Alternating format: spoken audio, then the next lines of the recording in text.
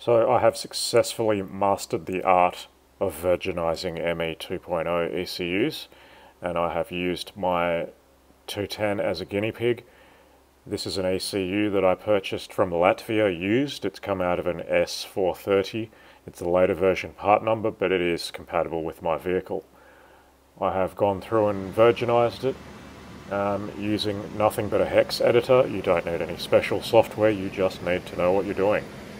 And I desoldered the microcontroller by hand, did so, and then soldered it back in there. And here we can see it successfully running this vehicle, and no, I'm not going to interlock it because I want to keep this as a spare. So I've just used a couple of those 40 allowed starts, and yeah, proved that it's working, and just cleared the coding, and I'll just put it on the shelf. You can see the original ECU there. And this entire job is 100% Chinesium. Every step of the way, everything that I've used here has come from AliExpress, including this laptop setup. Yeah, I'm impressed. It was actually pretty easy.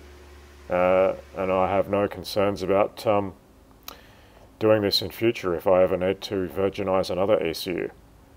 So there you have it. It's really not that scary or difficult or worth the hundreds of dollars they charge for it.